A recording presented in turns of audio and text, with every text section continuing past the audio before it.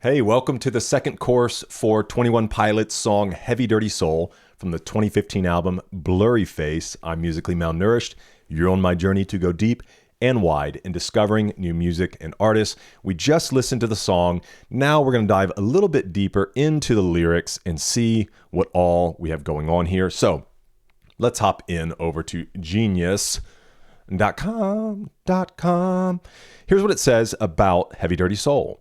Heavy Dirty Soul opens with a genre-bending flurry of raps and industrial beats. It sets the tone for the rest of the album as an exploration of the Blurryface character. Interesting. Created by singer Tyler Joseph. The song was featured on the Madden NFL 16 and the WWE 2K16 soundtracks. That's cool. The verses of this song are taken directly from Tyler's street poetry. What is this? Oh. Street poetry with 21 Pilots, Tyler Joseph? Interesting. Only a minute and 10. Hey, a lot of times we save content like this for Patreon, but it's only a minute and 10. Why don't we give this a look?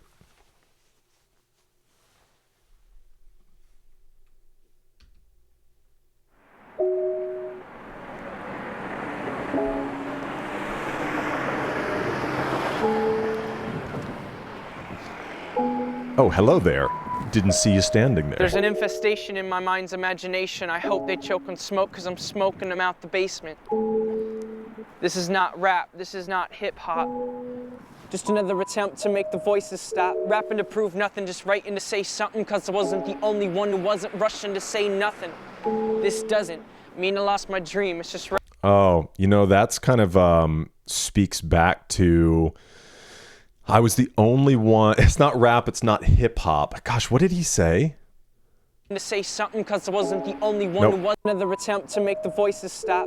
Okay, it's not rap. It's not hip hop. It's just another attempt to make the voices stop. So obviously speaking to this idea for him, that's like, it's therapy in a sense. And not only for him, but for others, that he's just trying to exercise this gift, work this thing out to help what's going on inside of himself. And then I love that line about, I'm not the only one, or I am the only one rushing to. Let's let him say it. Rapping to prove nothing, just writing to say something because I wasn't the only one who wasn't rushing to say nothing. Gosh, why do I keep forgetting? Because I wasn't the only one who. I wasn't the only one rushing to say nothing. Wasn't rushing to say nothing. I wasn't rushing to say nothing. So obviously that speaks back to. What is the song that he did? It was Holding On to You, right? Lean with it, rock with it. When we gonna stop with it? Lyrics that mean nothing. We were gifted with thought.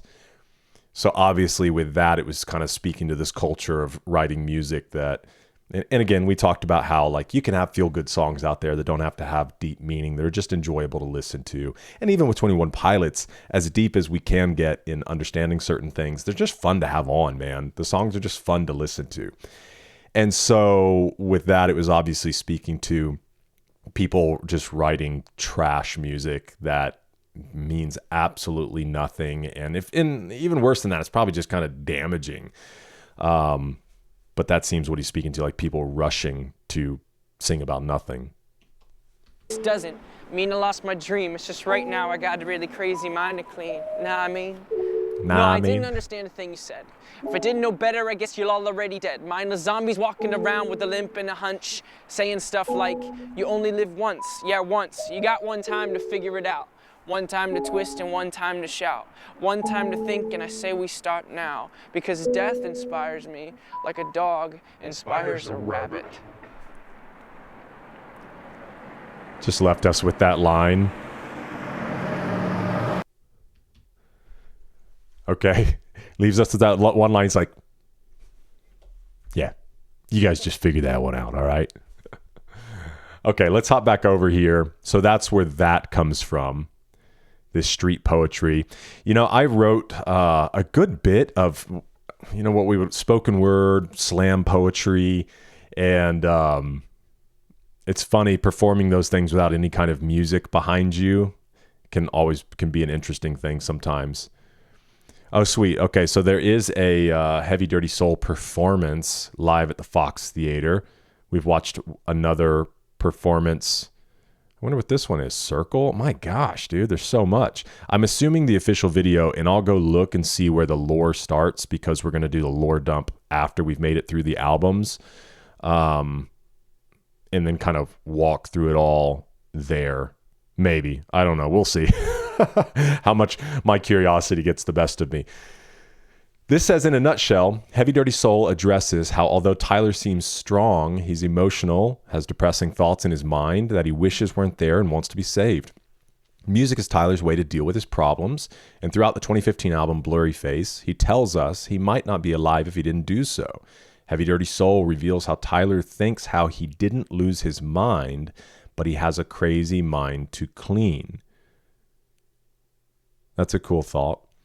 A bigger purpose of the song is how people look up to him. The entire song compares himself to a gangster or looked up figure in some people's lives, whether it has a good or bad correlation. Usually, people think of role models as strong people, but the song is about Tyler, how people look up to him, but he's not a hero.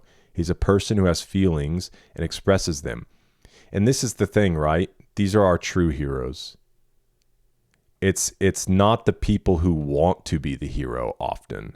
It's the people who just want to solve a problem. They want to exercise a gift. They want to be helpful. And obviously it's the overflow of him helping himself, and he's helped so many. And so he has become a hero, but the kind of hero we want to cheer for. He's a person who has feelings and expresses them. In a 2019 interview, Andrew Donahoe, the music video director, explained that the car falling apart symbolized the self-destructive nature of the ideas expressed in Heavy Dirty Soul, and that similar to the car exploding after Tyler jumps out, people need to put off such a mentality before they self-destruct completely. The wordings like heavy and dirty of the song and its title inspired the use of a car for the director. Okay. Let's hop up and take a look, which obviously there's not a ton. I mean, it's pretty repeated lines, but he does have the rap verses. There's an infestation in my mind's imagination. Okay. An infestation in his thoughts. I hope that they choke on smoke because I'm smoking them out the basement. That's cool. So there's this infestation of these negative thoughts, of these damaging thoughts, but he's taking action to not let them stay there.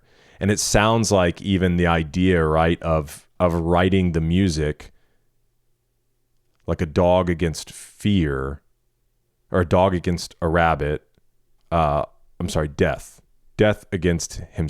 Death inspires me like a dog inspires a rabbit. This idea of writing is kind of his way, right, of smoking those things out, not just letting them take over, run rampant. And then kind of like the previous lines drive him crazy ultimately, but instead he's taking control. This is not rap. This is not hip hop. Just another attempt to make the voices stop. Rapping to prove nothing, just writing to say something. So yeah, this idea, right?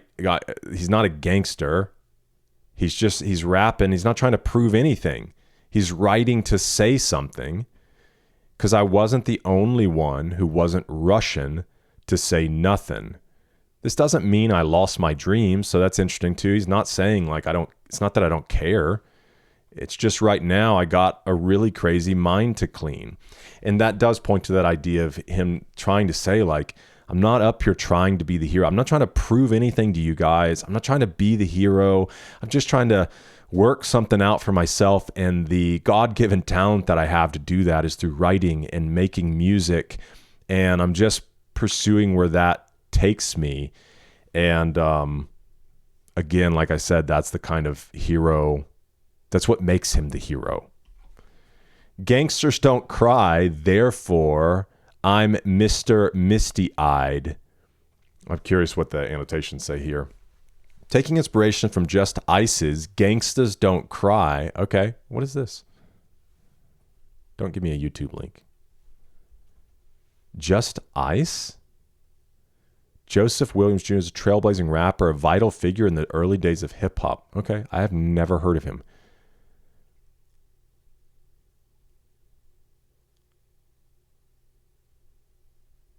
I wonder, I'm trying to see if there is that Gangsters Don't Cry in here. Well, it probably says it over here. Tyler leaves the line open to interpretation. While it's impossible to pinpoint the exact meaning, we can list the possibilities. Tyler's emotional, unlike gangsters who take pride in being heartless. Tyler must put up a front to maintain his gangster status. He holds back tears, refusing to cry. Misty eye may be a metaphor for not being able to see things clearly. This idea is also found in a line to an earlier song called Forest. I don't understand why everything I adore takes a different form when I squint my eyes. Interesting. I guess when I read it, him continuing to push back against this idea of himself that people could make up. Gangsters don't cry. Like, I'm not a gangster. He's already said it, right? I mean, that's what he's implying here. Mr. Misty-Eyed. So he is Mr. Misty-Eyed. I mean, that's what I think is it's almost like if he has nothing to prove and he's not trying to put on a front. I mean, Tyler is a very cool person. But also it's interesting, you know, from some of the music videos behind the scenes that we've done on Patreon, you can see he's a very meek person and comes off a bit quiet, but obviously he's very funny and just a brilliant mind, but he's very meek. And then when he gets on stage, dude, just explosive. Or when he's sharing his music, explosive. And so, I don't know, for me, it speaks to like, he's kind of just this vulnerable, not necessarily, I don't want to say he's emotional, but he's sharing emotion. He's being very vulnerable. And so, I don't know, that's kind of what it speaks to me is these two are against each other. You have a gangster and then you got Mr. Misty-Eyed over here, which again is a self-deprecating thing proving his point. Can you save my heavy, dirty soul? Being saved has religious connotations which align with Tyler's known Christian upbringing. Sin weighs and dirties his soul. It seems he begs for salvation, although he feels unworthy of being saved. Tyler may be speaking to the duo's fans. He has stated in interviews that when people say their music helped them in some way, it justifies its existence. Perhaps he's reaching out for support from others for salvation rather than God himself. Alternatively, he could be speaking to his own music, almost anthropomorphizing it. He's asking for hoping that his songwriting has the power to eliminate his demons. Sure. So, yeah, I mean, you can look at it a number of different ways, right?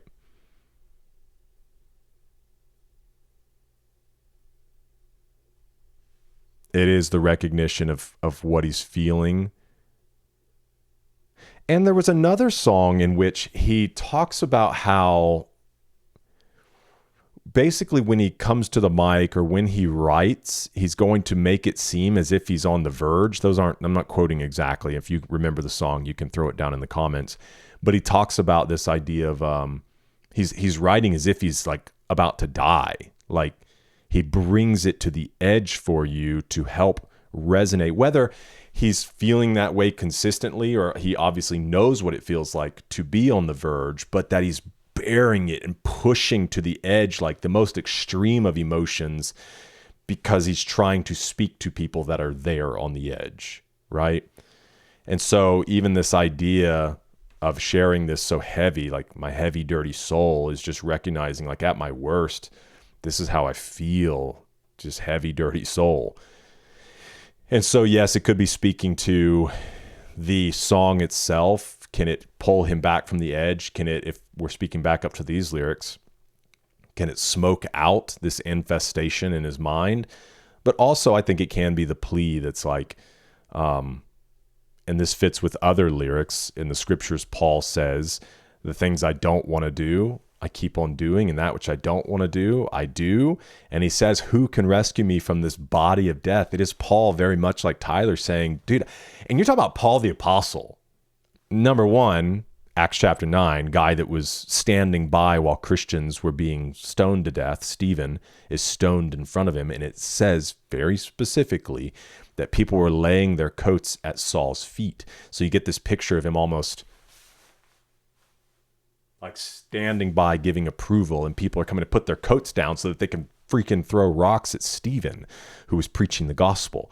And Stephen dies. And then Paul goes on this journey of basically getting papers so he can go arrest Christians and imprison them and persecute them. And then Jesus confronts him, like appears to him and throws him off his horse, and he's blind for 3 days. His world turns upside down, and now he becomes this impassioned teacher of the gospel, plants churches, travels the ancient world. So, you know, the guy that inspired through the Holy Spirit wrote the scriptures, and like, so you're talking about him telling people, listen, dude, I feel like a heavy, dirty soul. Who can rescue me? And then he follows up. He says, thanks be to God through Christ Jesus our Lord. He's like, the only one that can rescue me is Jesus. And so it very much could speak to that as well. No, I don't understand a thing you said. If I didn't know better, I'd guess you're already dead. Mindless zombies walking around with a limp and a hunch saying stuff like you only live once. You've got one time to figure it out, one time to twist and one time to shout, one time to think, and I say we start now. Sing it with me if you know what I'm talking about. Let's check out what Genius says here. Tyler believes nobody thinks for themselves anymore, that we live in a go-with-the-flow society. If I didn't know better, I'd guess you're already dead. The phrase you only live once are commonly known as YOLO. Oh, okay. Interesting. So I guess maybe in this time period is when YOLO was popular, or kind of in the, I guess, emerging in the mainstream. I didn't even put that together. I just saw you only live once. I didn't think about maybe him speaking to this. YOLO is often used by youth as an excuse to live life without thought or care.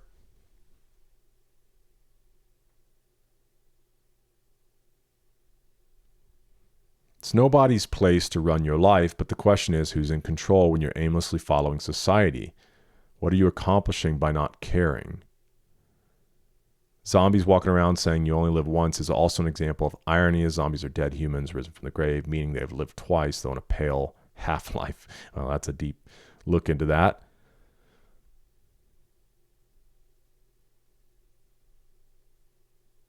I guess when I look at it, it's like, is he speaking back to himself? Nah, like, who is the I in there? I didn't understand the thing you said.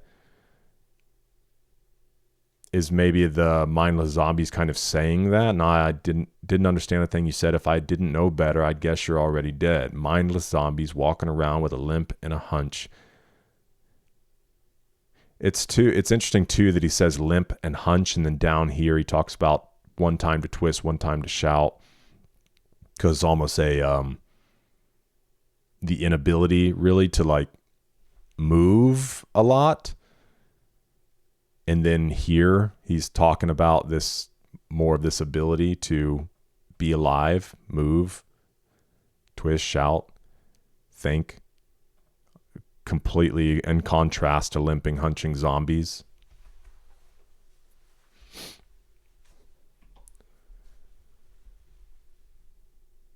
Okay. And then it kind of goes back into, I am curious what it says here. To see the aptitude, yeah, I mean, that's the only thing you could draw from it, right? A rabbit running away from a dog. To see the aptitude of this analogy, consider other animals. For instance, deer are thought of as animals that do not react well to danger, hence the phrase, like a deer caught in the headlights. Gross, sorry. Rabbits, however, always fear imminent threats. They're always alert, flee quickly from any perceived danger. They're creatures of action and energy like this guy. Thus, in the same way, a rabbit is inspired to run and stay alive when a dog chases it. Tyler's afraid of death and uses this fear as motivation for his writing. See, that's what I was thinking. Less in the sense of like, less in the sense of just fleeing for fleeing's sake. or because you're just so afraid, which, I mean, they both go together, right? I mean, this idea of just being afraid and running away. I guess that's more what I'm saying, is running away. And so there could be a part of that in it, but I also feel that last sentence that it said, using this fear as motivation for his writing, almost like the understanding of the end of his life, or that death is imminent. And with that in mind, he's going to be on the move. It's kind of what it speaks to me. There's actually a book called Living for Eternity by John Bevere. And the whole premise is like, yes, if you only live for the here and now, there is a reality to the here and now. Like, you just got stuff you got to take care of. You got to answer emails, you got to do dishes, laundry, all those things, obviously. But the decisions that we make are with an end goal in mind.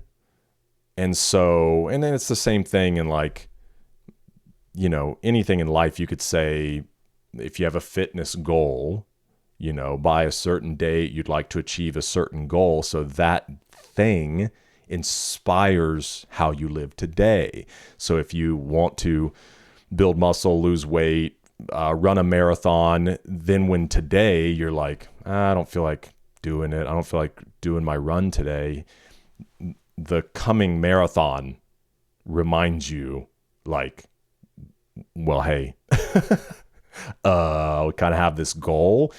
And a lot of times, you know, on our best days, it's like, okay, so you engage in the activity because you have a goal in mind. And so in the same sense here, it's almost like this idea of the end of death, like, moves him, motivates him, gets him on the run. I feel like more so than just like, you know, like I'm scared running away. Cool. Well, great opening to the album. Look forward to jumping in the next one. Thanks for hanging around with me here for the second course. Let me know in the comments if this works well for you. You know, one of the things that obviously it does help on this channel is the videos with music are obviously copyright. So this does also give us the opportunity to pursue a little bit more with this not having necessarily the music included in it, except we did watch the street poetry, so there's very good chance I could get copyright on that as well. We'll see, but glad to have you here. Let me know your thoughts in the comments, and I hope to see you in the next one, because we're eating good.